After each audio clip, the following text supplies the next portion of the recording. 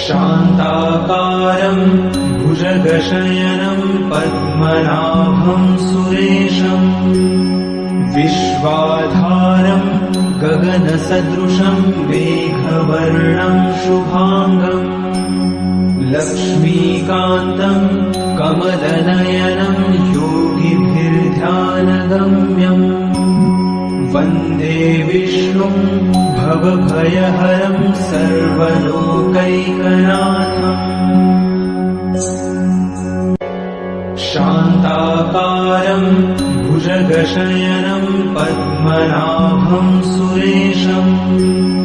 विश्वाधारं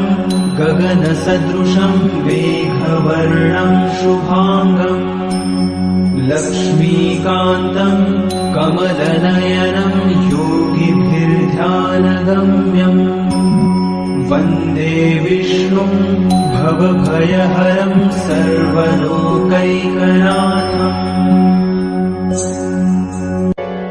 शान्ताकारं भुजगशयनं पद्मनाभं सुरेशं विश्वाधारं गगनसदृशं मेघवर्णं शुभांगं लक्ष्मीकान्तं कमलनयनं योगिभिर्ध्यानगम्यम्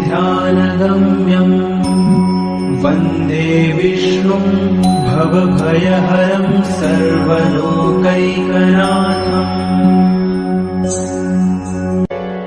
शान्ताकारं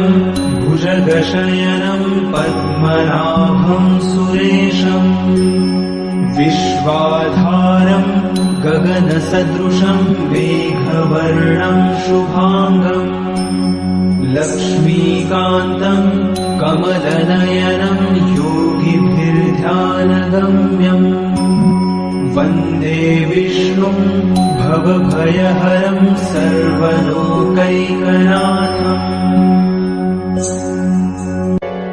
शान्ताकारं भुजगशयनं पद्मनाभं सुरेशं विश्वाधारं गगनसदृशं मेघवर्णं शुभांगं लक्ष्मीकान्तं कमलनयनं योगिभिर्ध्यानगम्यम् वन्दे विष्णुं भवभयहरं सर्वलोकैकनाथम्